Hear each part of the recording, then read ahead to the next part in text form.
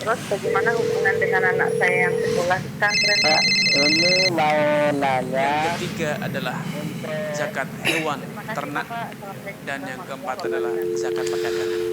Assalamualaikum warahmatullahi wabarakatuh. Alhamdulillah wassalatu wassalamu ala Rasulillah wa ala alihi wa sahbihi wa man walah. Pemirsa Fatwa TV dimanapun Anda berada, semoga Allah senantiasa melimpahkan rahmat dan taufiknya kepada kita semua. Alhamdulillah, berjumpa kembali kita dalam acara live interaktif dalam program Fatwa TV. Dan alhamdulillah kali ini dalam program Bekal Muslim, tema fikih jual beli dan muamalah kontemporer, insya Allah akan bersama kita Al-Ustadz Dr. Arifin Badri Hafizahullah Ta'ala. Dan alhamdulillah beliau telah hadir di tengah-tengah kita. Kita sapa beliau. Assalamualaikum. Waalaikumsalam warahmatullahi wabarakatuh. Alhamdulillah, barakallahu fiikum. Hayakumullah. Allah yahyak. Baik, untuk mengawali perjumpaan kita pada kesempatan kali ini, kita persilahkan kepada Ustadz untuk membuka dengan pesan-pesan atau nasihat pembukaan. Baik, silakan. Baik, barakallahu fiikum. Assalamualaikum warahmatullahi wabarakatuh. Innal hamdalillah nahmaduhu wa nasta'inuhu wa nastaghfiruh wa na'udzu billahi min shururi anfusina wa sayyiati a'malina. May yahdihillahu fala mudilla lahu wa may yudlil fala hadiya lahu. Asyhadu an la ilaha illallah wahdahu la syarika lah wa asyhadu anna Muhammadan abduhu wa rasuluhu, amma ba'd. Pemirsa Fatwa TV dimanapun Anda berada, alhamdulillah di kesempatan yang berbahagia ini kembali kita dapat berinteraksi melalui program acara kita Bekal Muslim.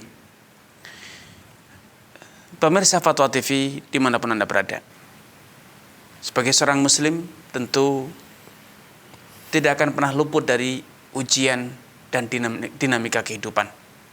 Pasang surut, silih berganti, berbagai macam dinamika pasti akan terus terjadi.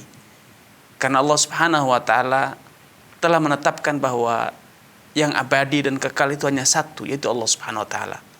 Sedangkan dunia beserta isinya, nikmat ataupun musibah, kesenangan ataupun duka, itu akan terus silih berganti, berputar dari satu kesenangan ke kesenangan lain, dari satu kesenangan menjadi duka, dan kemudian lagi menjadi kesenangan, karena tidak ada yang abadi. Karenanya dahulu Rasulullah SAW berpesan, ightanim khamsan qabla khamsin, optimalkan, manfaatkan 5 hal sebelum datang 5 hal yang lain. Syababaka qabla haramik, masa mudamu sebelum datang masa tuamu. Ghinaka qabla fakrik, masa engkau memiliki kelebihan harta sebelum engkau ditimpa kemiskinan. Sehataka qabla sakomik, di saat engkau sehat sebelum datang engkau sakit. Kemudian faragaka qabla syughlik, masa engkau luang lapang sebelum datang masa-masa engkau sibuk. Dan yang terakhir, hayataka qabla mautik, optimalkan, manfaatkan hidupmu sebelum datang ajalmu. Karena kalau sudah datang ajal, yang adanya penyesalan, dan apalah arti penyesalan setelah ajal itu tiba. Karenanya seringkali kita menyesal ketika kita sedang sibuk, ketika kita sedang sakit, ketika kita sedang ditimpa kesusahan, harta misalnya miskin, atau kita sudah umur tua, tidak lagi bisa banyak berbuat. Padahal kemarin ketika kita masih sehat, masih muda, kaya raya, kita merasa besok dan besok, kita terus suka dan seakan tidak ada ujungnya, menunda dan menunda, mengakhirkan dan mengakhirkan. Karena seorang muslim harus senantiasa terinspirasi oleh firman Allah Subhanahu wa taala, fa idza faragta fansab. Kalau engkau telah selesai dari satu pekerjaan, suatu ibadah, segera tunaikan pekerjaan ataupun ibadah yang lainnya. Wallahu taala a'lam. Jazakallah. Wa yak barakallahu fikum. Baik pemirsa, yang ingin mengajukan pertanyaan secara langsung kepada Ustadz, kami persilahkan untuk menghubungi nomor 0331 544 6087. Dan jangan lupa untuk mengecilkan volume televisinya agar tidak mengganggu sound dalam pertanyaan tersebut. Baik, sudah ada penelpon yang menunggu. Baik, Ustaz. kita angkat terlebih dahulu. Nggih, bismillahirrahmanirrahim. Assalamualaikum warahmatullahi wabarakatuh. Waalaikumsalam warahmatullahi wabarakatuh. Ya. Ustaz, mohon maaf, ini Baik. saya Bu Nur dari Sidoarjo, Ustaz. Ibu Nur, silakan Ibu Nur. Ye, gini Ustaz, saya ini dititipi orang uang, enggak banyak Ustaz, yang titip saya ini orang enggak punya. Titip uang saya, uang hanya 15 juta. Ye. Terus gini Ustaz, uang ini dititipkan itu tidak untuk apa-apa, karena untuk aman saja. Ternyata ada teman datang mau pinjam itu katanya, aku butuh uang nanti untuk tak modal, nanti kalau aku dapat laba ini tak kasih, boleh enggak?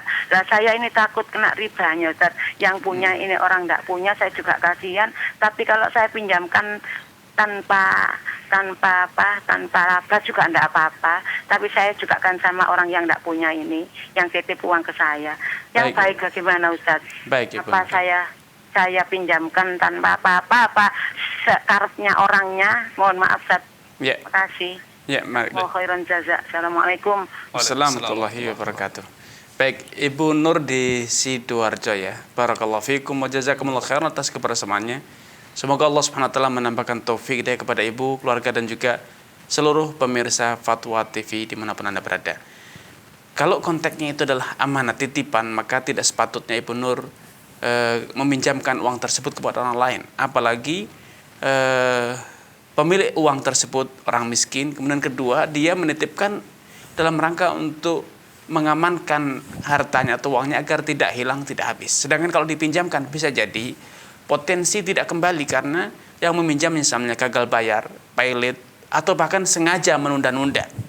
Nah, tentu ini tidak sesuai dengan konteks amanah yang telah diberikan kepada Ibu Nur. Apalagi niat, sekali lagi niat dari pemilik uang tersebut adalah agar uang itu aman, karena seringkali apalagi orang-orang yang masyarakat ekonomi rendah, mereka khawatir kalau pegang uang tidak sabar ya, tidak tahan untuk membelanjakannya, sehingga uang yang didapat dengan susah payah akhirnya habis ketika mereka membutuhkan untuk hal-hal yang emergensi, pengobatan atau yang lainnya. Mereka tidak lagi punya aset, tidak lagi punya uang. Itu yang seringkali diinginkan oleh orang yang dalam kondisi ekonomi menengah ke bawah. Sehingga saya sarankan kepada Ibu Nur untuk tidak meminjamkan uang tersebut kepada siapapun, kecuali bila pemilik uangnya mengizinkan. Selama tidak ada izin untuk hal itu, maka jangan sekali-kali pinjamkan uang itu kepada siapapun, termasuk kepada Ibu Nur sendiri. Jangan gunakan uang tersebut karena amanahnya adalah untuk dijaga, bukan untuk digunakan atau dihutangkan. Wallahu taala alam. Jazakumullah. Barakallahu fiik. Baik, sudah ada penelpon yang menunggu. Ustaz. Baik. Ini Ustaz. Ya, halo, assalamualaikum. Waalaikumsalam. Ya, dengan Ibu siapa di mana, Ibu? Halo. Halo, Pak. Halo. Ya, silakan Ibu. Dengan Bapak, saya Ustaz Arifin Badri. Betul, silakan Ibu. Assalamualaikum. Waalaikumsalam warahmatullahi wabarakatuh. Silakan. Dengan Ibu siapa dan di mana? Afwan, saya itu Umu Mukminah di Banten, Pak. Ya, silakan Ummu Mukminah ya. Ya. Silakan. Saya mau menanyakan. Suami saya dulu pernah bekerja di Jam Sostek. Ya. Di Jam Sostek, tapi sudah pensiun. Ya. Terus saya mendengar dan baru tahu kalau bekerja di Jam Sostek itu pendapatannya haram. Ya. Jadi saya mau menanyakan status pensiun yang saya terima sampai saat ini, apakah itu haram buat saya dan anak saya? Kami punya anak satu orang, Pak Ustadz. Baik, Ibu. Kemudian sebelumnya Ibu, Jam Sostek itu kan perusahaan negara, Ibu ya, BUMN ya. BPJS Ketenagakerjaan sekarang namanya, Pak. Iya. Jadi apakah pensiun itu bisa digunakan gitu? Untuk nafkah saya dan anak saya. Iya. Posisi saya juga bekerja, tapi pendapatan saya juga tidak tiap saat ada gitu, Pak. Baik, Ibu. Ya itu Pak yang mau saya tanyakan. Baik. Nah, saya sangat bingung untuk memahaminya karena banyak pendapat yang berbeda. Baik, Ibu. Itu yang paling penting saya tanyakan, Pak. Baik, Ibu. Kemudian kalau bisa saya minta nomor WA Bapak juga untuk Baik. informasi pelatihan Pak. Baik Ibu. Ya, Baik. terima kasih. Baik. Salam. Ummu Mukminah di Banten ya. Barakallahu fikum wa jazakumullah khair atas kebersamaannya. Semoga Allah Subhanahu wa taala senantiasa menambahkan taufik hidayah kepada Ummu Mukminah, keluarga dan juga seluruh pemirsa Fatwa TV dimanapun Anda berada. Amin. Jamsostek itu adalah satu perusahaan yang didirikan oleh negara untuk melayani asuransi tenaga kerja. Karena tenaga kerja itu banyak memiliki kebutuhan, misalnya ketika kecelakaan, masa tua, pensiun, dan lain sebagainya, yang tentu mereka setelah mencapai umur pensiun seringkali sudah tidak lagi produktif, tidak lagi mampu untuk berwirausaha. Seringkali mereka hanya mengandalkan pensiun yang mereka dapatkan dan juga tunjangan yang mereka dapat atau pesangon yang mereka dapatkan di waktu purna bakti. Nah, karena itu adalah perusahaan negara dan negara berkepentingan untuk memberikan jaminan kepada masyarakat yang telah mengabdi, memberikan layanan dan berkarya untuk negara dan masyarakat. Maka sepenuhnya itu tanggung jawab pemerintah, karena memberikan jaminan di masa tua kepada orang yang telah berbakti sekian puluh tahun itu tentu adalah satu maslahat yang besar demi menjaga dedikasi, memberikan agar masyarakat, agar pegawai itu memiliki dedikasi, memiliki kesanggupan dan kesiapan untuk bekerja sepenuh tenaga dan sepenuh perhatiannya, sehingga betul-betul hasilnya itu maksimal. Dengan demikian, para ulama menyatakan bahwa jaminan masa tua itu adalah suatu hal yang dibolehkan. Adapun mekanisme bagaimana mereka mengembangkan dana tersebut yang terkumpul dari seluruh tenaga kerja, maka itu sepenuhnya tanggung jawab pemerintah. Adapun karyawannya, maka insya Allah mereka tidak masalah untuk menerima gaji, menerima pensiunan tersebut, dan juga menerima tunjangan yang didapat dari sistem Jamsostek tersebut. Kecuali kalau kita betul-betul mengetahui adanya satu akad-akad yang bertentangan dengan syariat. Misalnya dana tersebut dikembangkan atau dikelola di riba, misalnya dibungakan, dana tersebut digunakan untuk membeli saham, judi dan yang sebagainya, maka kita berkewajiban untuk menyampaikan nasihat, memberikan teguran kepada pimpinan kita agar dana masyarakat tersebut kemudian disalurkan, dikelola, diinvestasikan pada proyek-proyek yang halal dan dikelola dengan cara-cara yang halal pula, tidak dengan cara dibungakan. Namun itu sekali lagi itu bersifat kebijakan yang tentu itu bukan kapasitas seorang karyawan ya. Tentu itu adalah berkaitan dengan kebijakan politik, berkaitan dengan kebijakan negara secara umum. Itu tentu bukan tanggung jawab kita. Tanggung jawab kita hanya memberikan masukan, analisa, bekerja sebaik mungkin. Dan insya Allah apa yang Ummu Mukminah dapatkan dari gaji pensiun suami Anda, kemudian juga insya Allah itu halal, tidak masalah. Dan kalaupun dulu ketika bekerja mungkin bersinggungan langsung dengan pengelolaan dana dalam praktek-praktek yang tidak sesuai dengan syarat, misalnya riba dan lain sebagainya, maka tentu itu telah menjadi masa lalu ya. Sehingga yang tersisanya adalah menyesal dan bertobat. Semoga Allah SWT mengampuni, dan saya sarankan kepada Ummu Mukminah dan keluarga untuk memperbanyak istighfar dan mengisi masa yang ada saat ini di masa sudah senja atau sudah umur lanjut ini untuk memperbanyak ibadah kepada Allah Subhanahu wa taala. Semoga Allah Subhanahu wa taala menerima taubat, menerima dan mengampuni dosa-dosa kita dan juga menerima seluruh amal ibadah kita.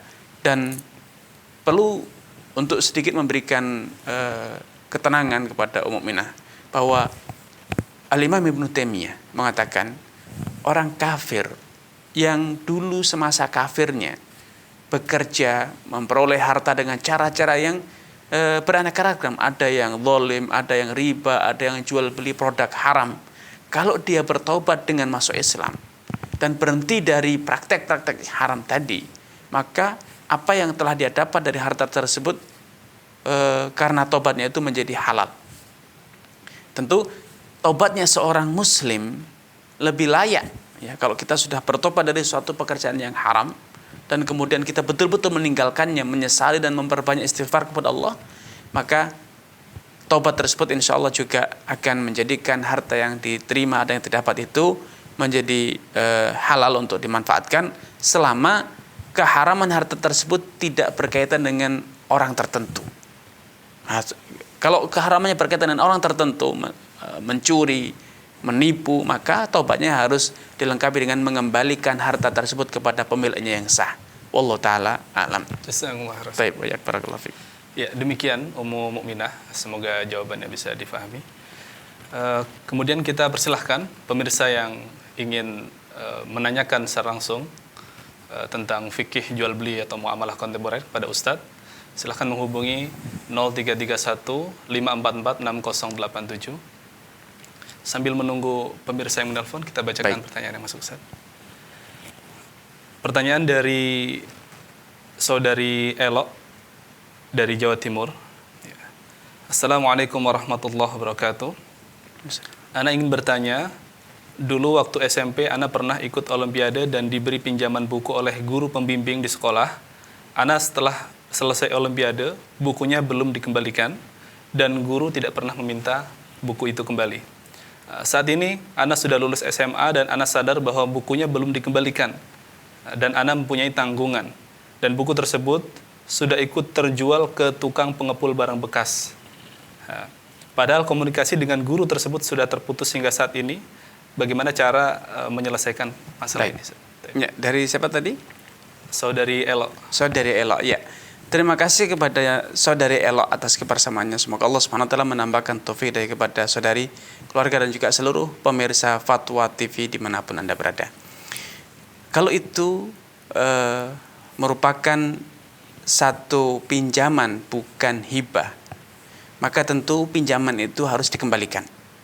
Tidak halal untuk dimiliki atau tidak halal untuk kemudian dijual. Ya.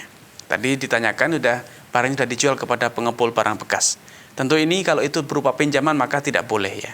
Dan itu adalah bentuk kezaliman tentunya. Namun kalau itu dulu diberikan bukan dipinjamkan, itu adalah fasilitas yang diberikan maka halal untuk dimiliki. Namun dari konteks pertanyaan yang disampaikan saudari Elok tadi dapat disimpulkan bahwa itu betul-betul pinjaman, fasilitas yang berupa pinjaman yang seharusnya dikembalikan. Adapun masalah tidak ditanyakan kembali, maka bisa jadi karena gurunya mungkin sungkan atau gurunya mungkin sudah lupa dan lain sebagainya. Tentu hal seperti ini tidak menjadikan barang tersebut menjadi halal untuk Anda miliki atau Anda jual. Karena kalau memang Anda tidak bisa memastikan apakah itu pinjaman atau pemberian, maka akan lebih baik, lebih bijak bila Anda mencari guru tersebut, karena biasanya guru itu masih, apalagi belum begitu lama ya, biasanya guru itu masih tetap mengabdi di lembaga pendidikan Anda, apalagi kalau dia seorang PNS, maka kemungkinan besar dia masih berdinas di tempat yang sama di sekolah Anda, sehingga Anda bisa mengembalikan atau meminta maaf kepada beliau atau minimal mengganti. Dan kalaupun guru tersebut telah berpindah home base-nya, misalnya telah dimutasi ke sekolah lain, maka Anda masih bisa mendapatkan akses, mendapatkan info kemana dan di mana beliau berada. Karena tentu kalau itu memang hak beliau dan itu buku pribadi beliau tidak diberikan kepada Anda, berarti Anda telah berbuat zalim, mengambil harta guru Anda tanpa alasan yang dibenarkan. Sehingga idealnya Anda menggantinya atau minimal meminta maaf kepada beliau.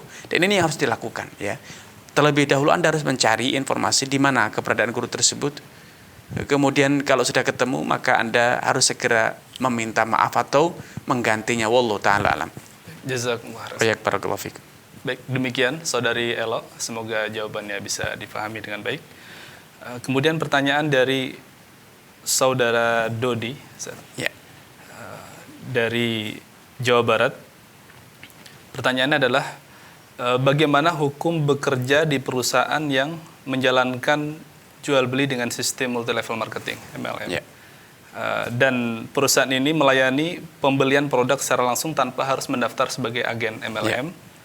Dan beliau penanya ini ditawari posisi di back office-nya, Ustaz. Ya. Baik. Dari saudara siapa? Dodi. Saudara Dodi ya, saudara Dodi di Jawa Barat. Barakallahu fikum wa jazakumullah khairan atas kebersamaannya. Semoga Allah Subhanahu wa taala menampakkan taufik dari kepada saudara Dodi, keluarga dan juga seluruh pemirsa Fatwa TV dimanapun Anda berada. Kalau memang perusahaan tersebut melayani penjualan secara langsung, tidak harus menjadi anggota MLM. Dan skema penjualan dengan jaringan MLM tersebut hanya sebagian dari sistem penjualan yang dia lakukan, bukan menjadi tumpuan utama, apalagi menjadi satu-satunya penghasilan yang didapat dari perusahaan tersebut. Maka insya Allah tidak masalah kalau memang Anda bekerja di back office-nya, karena Anda berarti tidak menjadi bagian dari layanan sistem MLM yang dibangun. Tetapi ketika Anda bekerja di back office, tetapi divisi Anda adalah betul-betul hanya untuk melayani yang sistem MLM, maka Anda lebih baik meninggalkan atau menghindari pekerjaan tersebut, karena skema MLM itu syarat dengan penipuan, syarat dengan money game, syarat dengan bentuk kezaliman, ya. Sehingga sepatutnya Anda hindari kalau memang pekerjaan Anda betul-betul mensupport, ya, mensupport sistem MLM yang diterapkan di perusahaan tersebut. Tetapi ketika Anda bekerja di divisi yang lain yang tidak ada kaitannya dengan MLM-nya, atau minimal mayoritas pekerjaan Anda tidak mensupport sistem tersebut, maka insya Allah tidak mengapa. Wallahu ta'ala alam. Jazakumullah. Wa barakallahu fiik. Sudah ada telepon Baik, masuk, Ustaz. kita angkat terlebih dahulu.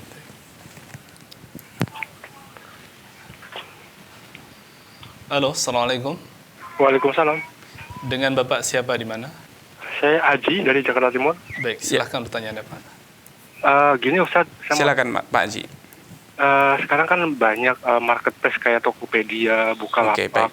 Nah, secara umum saya berjualan di situ. Nah, apa hukum berjualan di situ? Di marketplace itu sih, ya. Iya, marketplace itu. Terus satu lagi Ustaz, Baik. kebiasaan saya banyak enggak selalu sih, cuma sesekali itu ada orderan yang di luar stok saya. Seumpama stok saya cuma ada 50, lalu ada orderan masuk 1000. Ya. Itu bagaimana hukumnya Ustaz? Mohon penjelasannya. Baik. Khairan. Ya, barakallahu fiik. Ya, pertama saya ucapkan barakallahu fiikum wa jazakumullahu khairan kepada saudara Aji di Jakarta Timur atas kebersamaannya. Semoga Allah Subhanahu wa taala menampakkan taufik hidayah kepada Anda, keluarga, dan juga seluruh pemirsa Fatwa TV dimanapun Anda berada. Berjual beli di marketplace yang saat ini menjamur, ya, berbagai macam merek perusahaan menyediakan layanan atau menyediakan aplikasi marketplace, ya, sehingga masyarakat bisa berjualan di sana.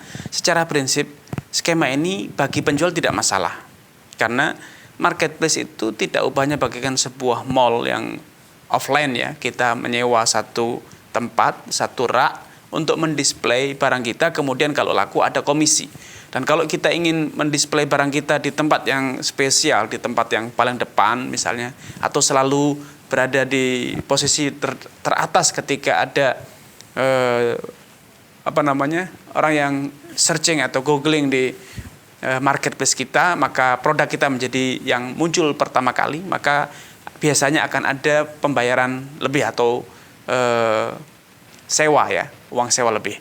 Tentu ini sebuah sewa menyewa biasa yang sering kali menjadi kritikan oleh sebagian pengamat, sebagian ahli fikih, adalah adanya rekening bersama, di mana rekening bersama ini biasanya akan ada bunga di sana.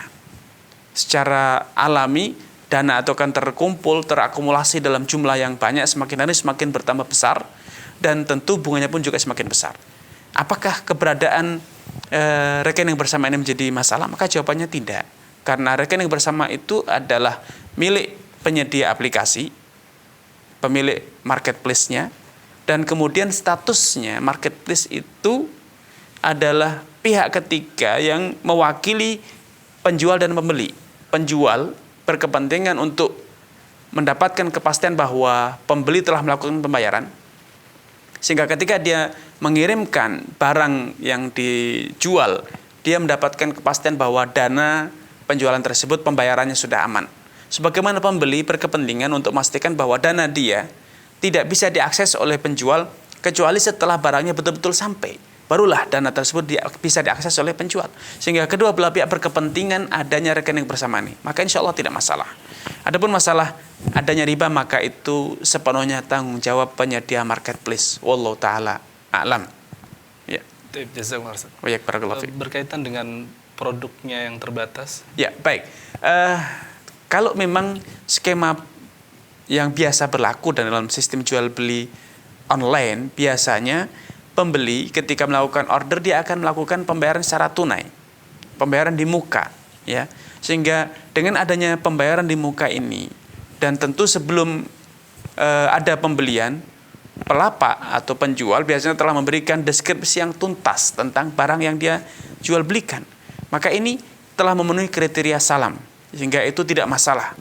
Masalah Anda belum punya barang atau stok Anda terbatas sedangkan ordernya besar, maka itu tidak masalah karena itu memenuhi kriteria salam. Asalkan Anda betul-betul berkomitmen memenuhi janji bahwa barang tersebut bisa dikirimkan dalam batas waktu yang telah Anda deskripsikan di akun Anda. Wallahu ta'ala alam. Jazakumullah. Barakallahu fiik. Demikian Saudara Aji, semoga jawabannya bisa dipahami. Baik, pemirsa yang ingin menanyakan secara langsung kepada Ustadz, silahkan menghubungi nomor 0331 544 6087. Baik, sudah ada telepon. Baik. Ya. Ya, Fatwa TV. Assalamualaikum. Waalaikumsalam warahmatullahi wabarakatuh. Dengan Ibu siapa di mana? Dari Ummu Abdullah dari Jakarta. Baik, Baik. silahkan. Silakan Ibu. Mau menanyakan ini Ustadz tentang hukum hadiah perlombaan. Baik. Selain yang disyariatkan oleh Rasulullah Sallallahu Alaihi Wasallam, itu misalnya ada perlombaan yang ada hadiahnya berupa uang tunai gitu Ustadz, dari pemerintah, resmi dari pemerintah. Nah itu apakah pemainnya boleh menerima hadiah tersebut? Iya.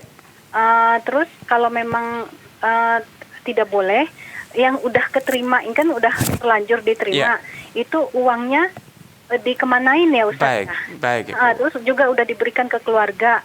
Apakah keluarga juga harus mengeluarkan uang itu kalau emang nggak boleh diterima? Baik Ibu. Gitu aja Ustaz, mohon nasihatnya. Assalamualaikum warahmatullahi wabarakatuh. Waalaikumsalam warahmatullahi wabarakatuh. Baik. Ummu Abdullah di Jakarta, ya barakallahu fikum wa jazakumullah khairan atas kebersamaannya. Semoga Allah Subhanahu wa taala menambahkan taufik hidayah kepada Ummu Abdullah, keluarga dan juga seluruh pemirsa Fatwa TV dimanapun Anda berada. Semua perlombaan yang itu mubah, hukum asalnya adalah halal. Lomba lari, lomba misalnya karya tangan, karya tulis atau yang lainnya, selama itu adalah aktivitas-aktivitas yang halal. Ya. Yang menjadi bermasalah adalah tatkala peserta lomba sebelum mengikuti perlombaan dimintai sejumlah dana sebagai uang persyaratan keikut sertanya dalam lomba tersebut. Ini yang menjadi masalah. Karena Rasulullah SAW bersabda, la sabqa illa fitnatain. Tidak boleh ada praktek taruhan, ya, kecuali dalam dua hal. Al-khuf, yaitu pacuan kuda, onta atau yang serupa, dan nasl, lomba memanah. Karena dua hal ini merupakan sarana untuk mempersiapkan kekuatan fisik, kekuatan lahiriah dalam ketika nanti ada seruan berjihad atau tuntunan atau seruan dari negara kita untuk bela negara, bela agama.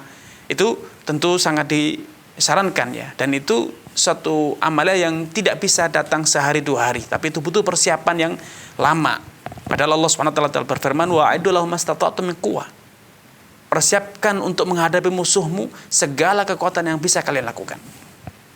Hanya ini yang perlu dipermasalahkan ketika peserta sebelum ikut lomba disyaratkan untuk membayar sejumlah uang. Adapun bila peserta itu free, tidak dipungut biaya, namun hanya dimintai kriteria misalnya persyaratan administratif atau yang serupa, maka insya Allah tidak masalah. Sehingga hadiah yang didapat dari perlombaan tersebut, maka itu hadiah yang halal, tidak haram ya. Sehingga boleh dibelanjakan, boleh digunakan untuk menafkahi anak istri dan yang lainnya. Kalau itu memang betul-betul ya tidak ada persyaratan ikut membayar sejumlah uang dalam keikutsertaannya dalam lomba tersebut. Namun kalau itu ada persyaratan untuk ikut mendaftar, agar ikut lomba tersebut. Sejumlah uang harus dibayarkan, maka ini yang tadi dikatakan bahwa ini yang perlu diwaspadai. Sehingga kalau lomba itu bukan lomba yang berorientasi pada membangun kekuatan fisik, kekuatan ilmu, strategi, maka para ulama mengatakan tidak boleh ada taruhan. Karena berarti dengan uang pembayaran itu berarti kita berspekulasi. Kalau kita menang, maka kita akan kembali mendapatkan uang dalam jumlah yang besar. Kalau kita kalah, maka dana kita akan hilang. Dan ini adalah konsep perjudian. Sehingga para ulama mengatakan yang dibolehkan adanya praktek semacam ini hanya perlombaan-perlombaan yang memiliki orientasi membangun kekuatan fisik ataupun kekuatan ilmu. Karena tentu untuk berjihad, berperang di jalan Allah, membela agama, membela harga diri umat Islam, menegakkan stabilitas negara dari ancaman musuh, tentu dibutuhkan kekuatan fisik, kekuatan persenjataan, termasuk kekuatan ilmu. Sehingga lomba-lomba ilmu, ya apalagi ilmu agama, itu boleh adanya pembayaran semacam ini. Karena itu semakna dan bahkan mungkin untuk konteks kehidupan zaman sekarang itu mungkin lebih relevan, karena memang jihad yang dilakukan oleh masyarakat tentu sesuai dengan konteks zaman sekarang, yaitu dibutuhkan strategi ilmu, penguasaan ilmu yang matang. Sehingga kalau lomba dalam memanah saja boleh, apalagi lomba dalam ilmu yang itu sangat dibutuhkan sebelum orang berani memanah, sebelum orang berani berpacuan kuda. Wallahu taala alam. Jazakumullah. Baik, barakallahu fikum. Demikian Ummu Abdillah jawaban yang disampaikan Ustaz, semoga bisa dipahami dengan baik. Baik, sudah ada penelpon. Baik. Fatwa TV, Assalamualaikum. Waalaikumsalam warahmatullahi wabarakatuh. Baik, silahkan Ibu. Pak Ustadz, saya mau tanya. Dengan Ibu siapa di mana? Oh ya, dari Dita Palembang. Baik, silakan Ibu Dita. Saya mau tanya kalau untuk hukum Dita Palembang. Iya, silakan. Iya, mau tanya hukum kalau ngecairin dana ketenaga kerjaan itu hukumnya boleh apa enggak ya Ustadz? Iya. Sama itu kan saya Asuransi tenaga kerja ya? Iya, ketenaga kerjaan itu kan saya kerja dulu sebelum nikah dan sekarang saya baru ingat gitu. Iya. Iya, sekarang saya baru ingat belum saya cairin gitu. Baik. Jadi apakah boleh, terus hukumnya kalau misalkan saya cairin itu apa harus seizin suami atau memang harus kasih tahu suami gitu Ustaz? Baik. Ya. Baik Ibu Aja Rita. Ustaz, terima kasih. Assalamualaikum. Assalamualaikum warahmatullahi wabarakatuh. Baik Ibu Rita di Palembang ya.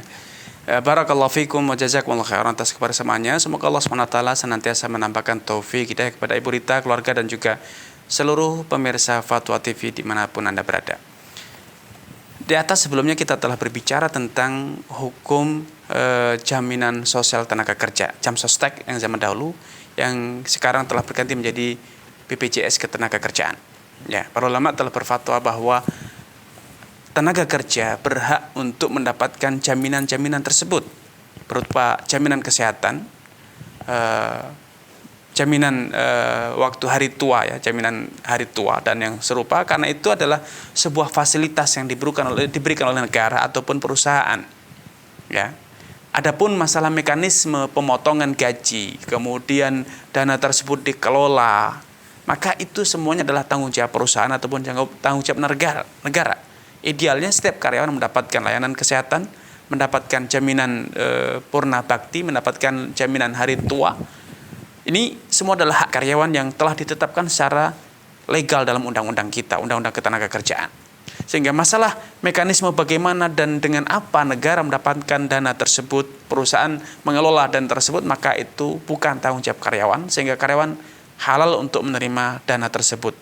Masalah apakah harus minta izin kepada suami ketika Ibu Rita ingin mencairkan, tentu sebagai istri yang solehah, istri yang baik, tentu kita tidak sepatutnya bertindak secara sepihak, tanpa sepengetahuan dan tanpa musyawarah dengan suami kita ya. Akan lebih elegan, lebih mencerminkan adanya keharmonisan dalam rumah tangga apabila hal-hal semacam ini didiskusikan, dibicarakan dengan suami, disampaikan kepada suami agar suami juga merasa tersanjung tentu dalam posisi sebagai seorang suami. Rasulullah SAW bersabda, la tajuzu limra'atin tidaklah boleh, tidaklah sah, ya, tidaklah dibenarkan secara itu aturan syariat kalau dia seorang wanita itu dzati ba'lin, memiliki seorang suami, atiyatun, dia tidak sah, ya, tidak boleh seorang istri, seorang wanita yang masih berstatus sebagai istri untuk melakukan pemberian hibah, kecuali illa bi'izni ba'li, kecuali dengan izin dari suaminya, restu dari suaminya. Para ulama berbeda pendapat apakah pernyataan la tajuzu ini betul-betul artinya tidak sah, tidak boleh secara mutlak, ya. Dan itu pendapat ini adalah pendapat yang disampaikan dan difatwakan dalam madzhab Maliki, bahwa betul-betul seorang istri tidak sah memberikan hibah, hadiah atau pemberian kepada siapapun kecuali atas restu suami. Sebagian ulama, dan ini pendapat mayoritas ulama, jumhur diantaranya Imam Syafi'i serta yang lainnya, menyatakan bahwa hadis ini konteksnya dalam konteks adab.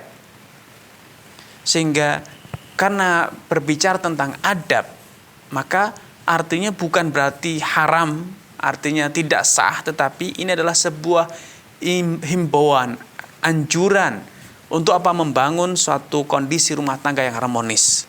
Tentu akan menambah keharmonisan rumah tangga kita bila setiap tindakan, setiap hal yang dilakukan oleh istri itu betul-betul atas restu, atas bimbingan dan atas pengawasan dari suami, sehingga suami betul-betul berada dalam posisi sebagai seorang pemimpin, seorang imam dalam rumah tangga kita. Rasulullah SAW bersabda, kullukum ra' wa kullukum mas'ulun ra'iyatih. Setiap kalian itu adalah seorang pemimpin, dan setiap pemimpin akan dimintai pertanggungjawaban atas kepemimpinan yang Allah pikulkan kepadanya, Allah amanatkan kepada dia. Ar-rajulu ra'in fi ahli baiti. Suami itu adalah pemimpin di keluarganya.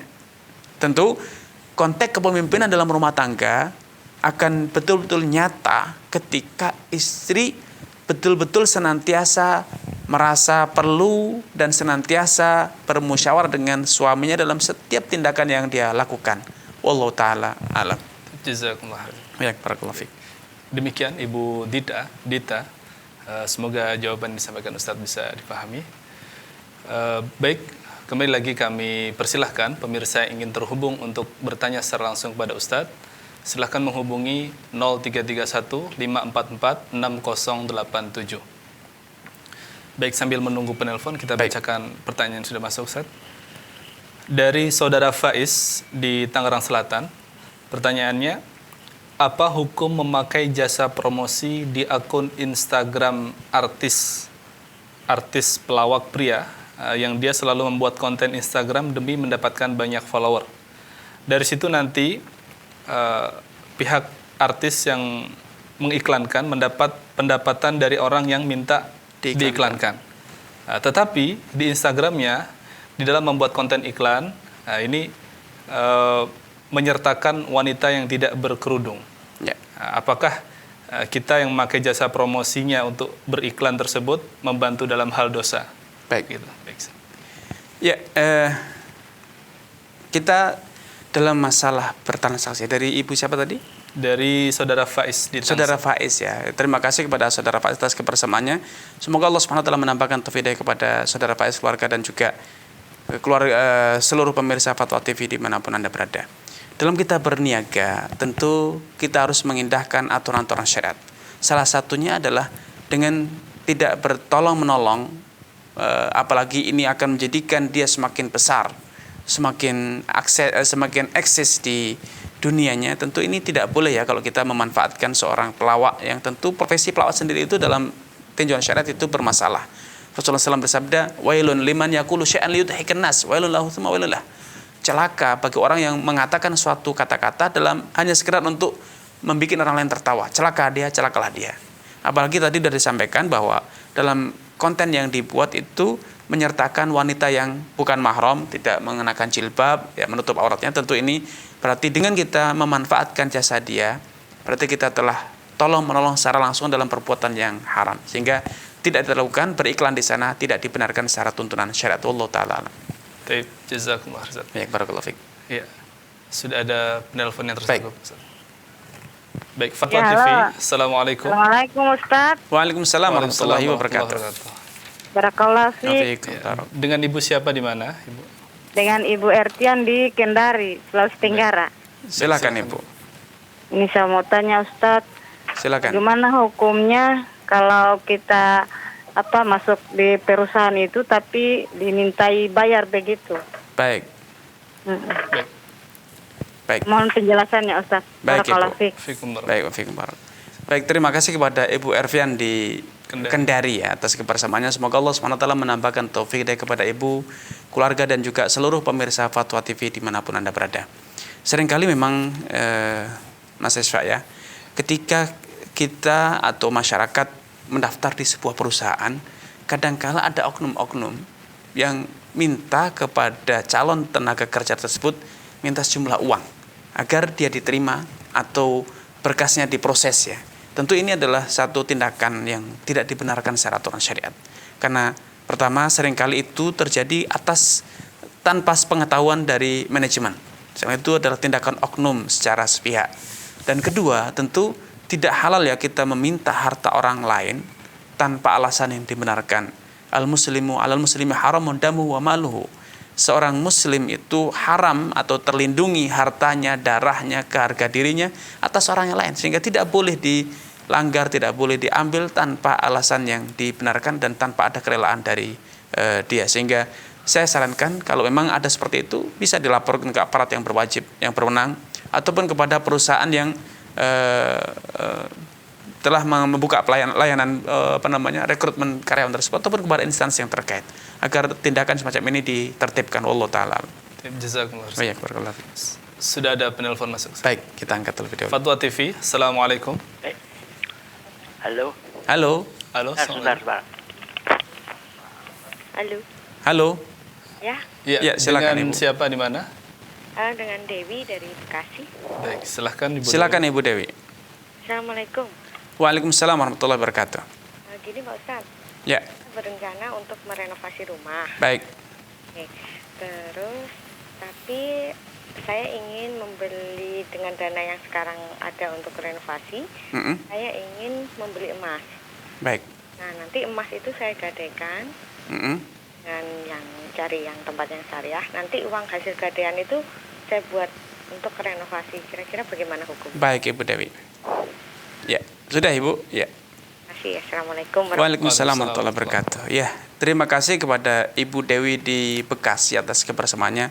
Semoga Allah Subhanahu wa taala menambahkan taufik hidayah kepada Ibu Dewi, keluarga dan juga seluruh pemirsa Fatwa TV dimanapun Anda berada.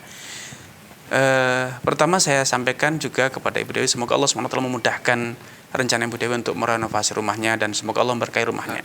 Yang kedua, bahwa skema gade yang ada di masyarakat sampai pun yang sudah berlabel syariah, seringkali itu hanya labelnya saja syariah, tetapi prakteknya itu adalah berhutang dengan riba.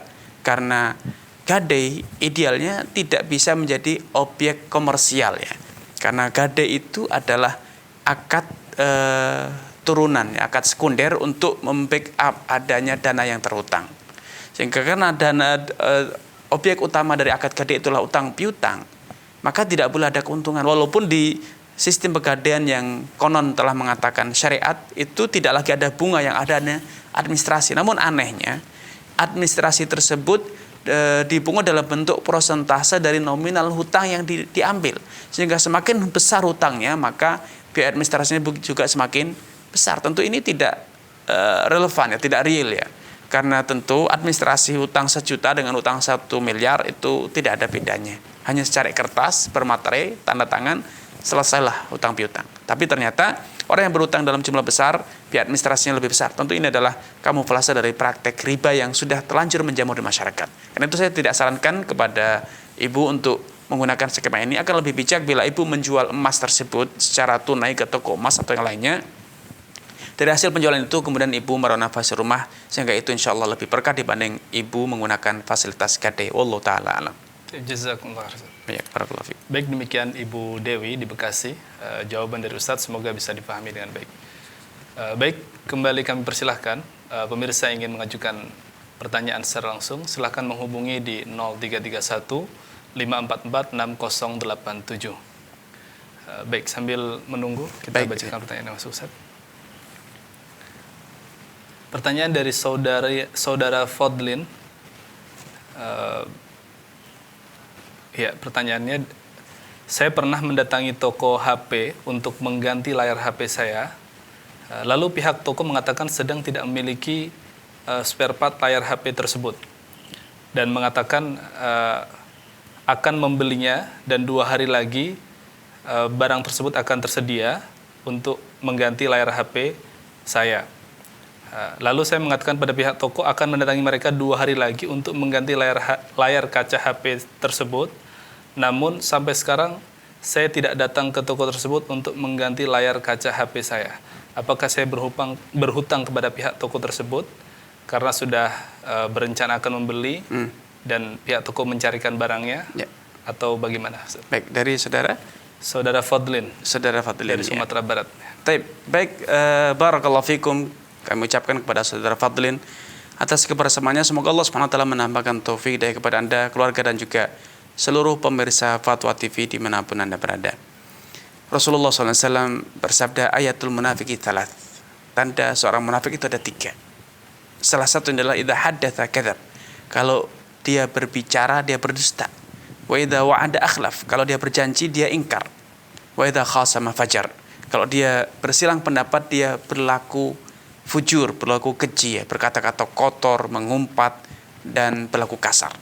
Tentu ketika kita sudah berjanji bahwa saya akan datang, saya akan membeli, ini adalah sebuah janji yang seharusnya dipenuhi. Apalagi pihak toko, pihak reparasi misalnya sudah terlanjur membeli barang tersebut, tentu dia telah menanggung, ya, melakukan satu tindakan atas instruksi ataupun atas permintaan kita. Tentu harusnya kita bertanggung jawab. Nah, karena itu walaupun ini belum jadi hutang piutang, ya, karena memang tidak ada akad hutang piutang, tetapi Anda telah berkomitmen, berjanji, seharusnya Anda penuhi agar pemilik reparasi tersebut tidak menanggung kerugian, karena bisa jadi dia harus menunggu sekian lama untuk bisa menjual spare part tersebut kepada orang lain, karena tidak semua orang memiliki kebutuhan untuk reparasi layar HP, ya, apalagi dengan spek yang berbeda-beda. Tentu ini akan menyusahkan dan menyebabkan pihak toko menanggung kerugiannya. Namun sekali lagi itu bukan utang piutang, tetapi itu adalah sebuah janji yang tentu akan Anda bertanggungjawabkan kelak di hari kiamat. Allah Ta'ala.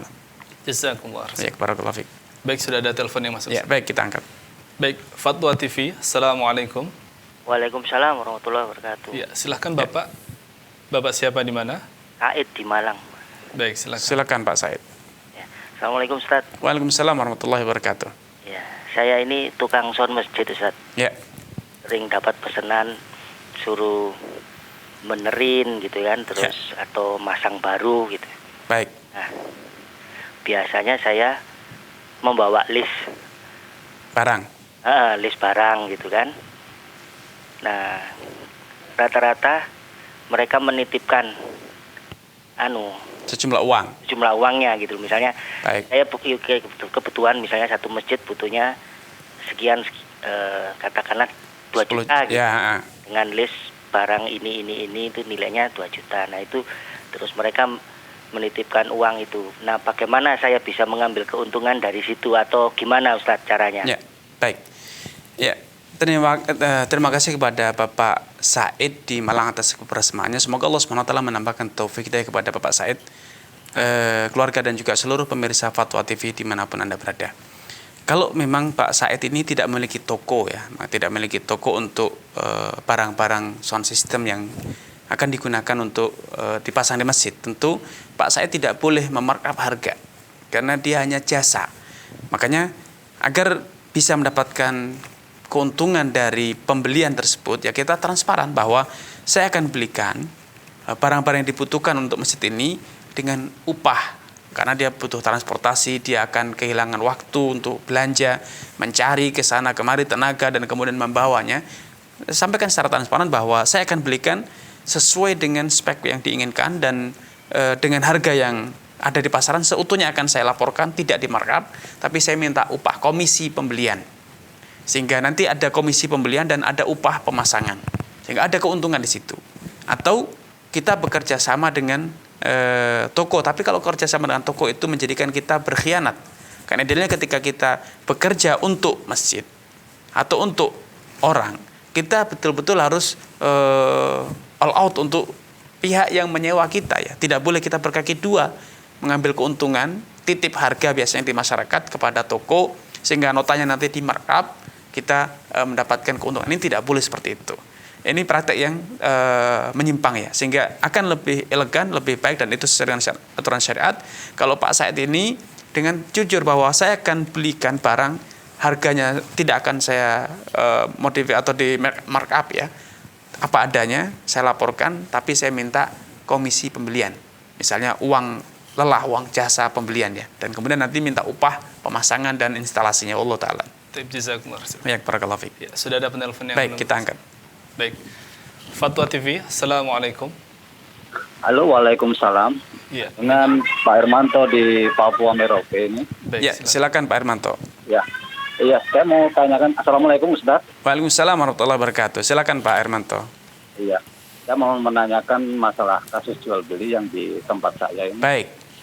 Ini di tempat saya ini begini, Ustaz. Jadi ada penjualan beras di toko-toko, rata-rata itu semuanya itu menggunakan karung yang mungkin 10 kilo. Tetapi pada kenyataannya isinya itu mungkin tidak sampai 10 kilo. 10 kilo. Ya, mungkin 9 kilo atau mungkin bisa jadi kurang 8,5 kilo atau mungkin ya sekitaran itulah.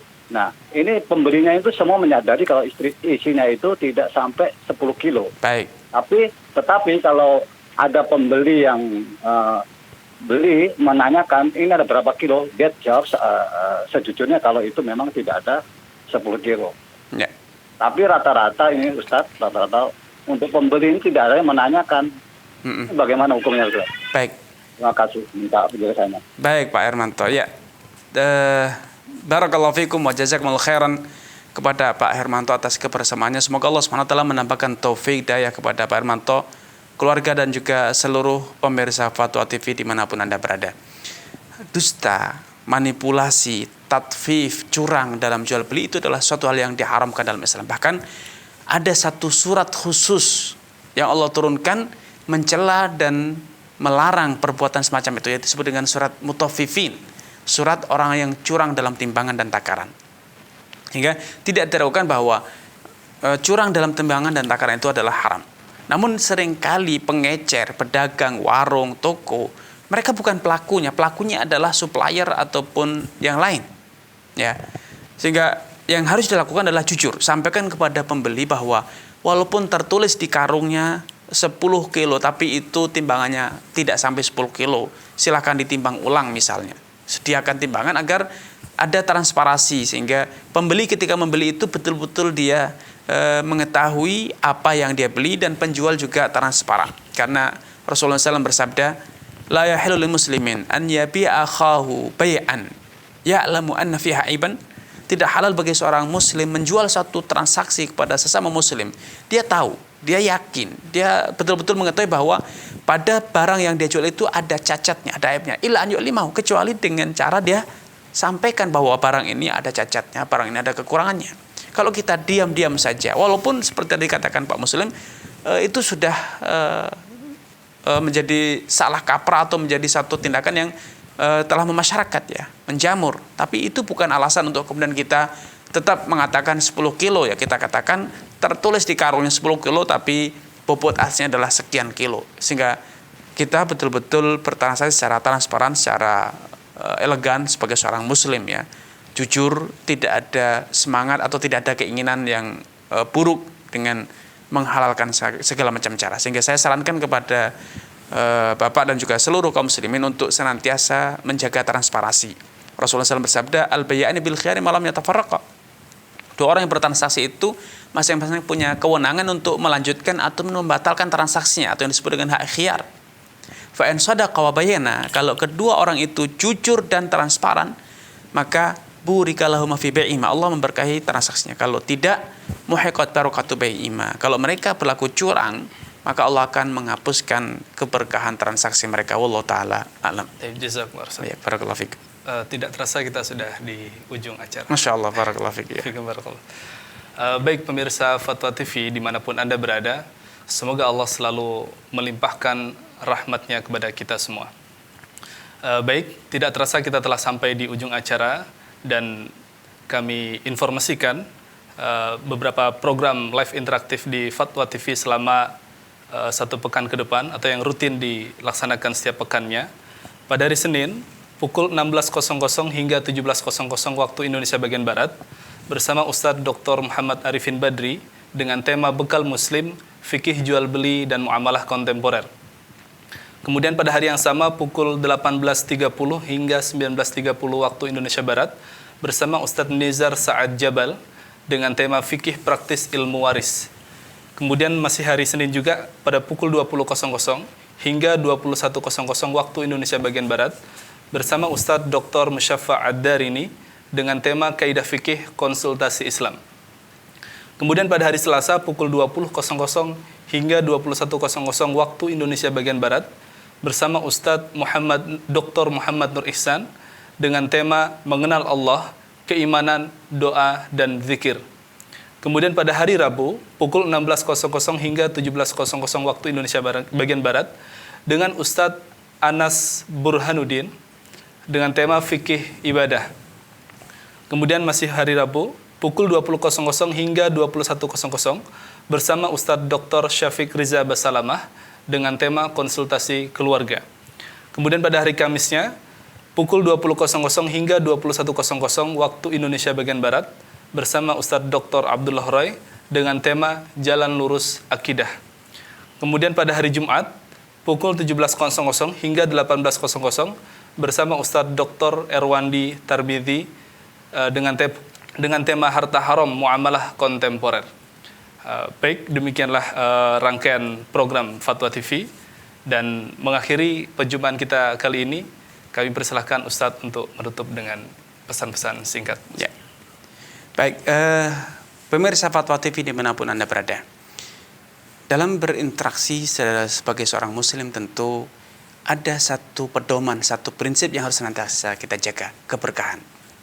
Karena apalah artinya kekayaan, apalah artinya pekerjaan, apalah artinya hidup kita kalau tidak ada berkahnya. Karena itu percayalah, dengan bertransaksi, bermuamalah, hidup sesuai dengan tuntunan syariat, keberkahan itu akan menjadi kenyataan, dan itu yang menjadi inspirasi hidup kita, yang senantiasa menjadi doa kita, yang kita akan senantiasa ucapkan, termasuk ketika kita berjumpa dan mengucapkan Assalamualaikum warahmatullahi wabarakatuh. Karena itu saya mengakhiri perjumpaan kita dengan mengatakan kepada Anda semuanya, Assalamualaikum warahmatullahi wabarakatuh, sebagai inspirasi hidup bahwa semoga salam kesejahteraan, kerahmatan Allah SWT dan keberkahan dari Allah senantiasa menyertai Anda sekalian. Wallahu taala alam. Jazakumullah. Barakallahu fiikum. Baik, demikian akhir perjumpaan kita pada kesempatan kali ini. Para pemirsa dimanapun Anda berada, semoga Allah selalu senantiasa melimpahkan rahmat-Nya kepada kita semua. Dan kami mohon pamit undur diri. Subhanakallahumma bihamdika asyhadu an la ilaha illa anta astaghfiruka wa atubu ilaik. Wassalamualaikum warahmatullahi wabarakatuh. Ya Allah. Terus bagaimana hubungan dengan anak saya yang sekolah di pesantren? Ini mau nanya. Yang ketiga adalah zakat hewan ternak, dan yang keempat adalah zakat perdagangan.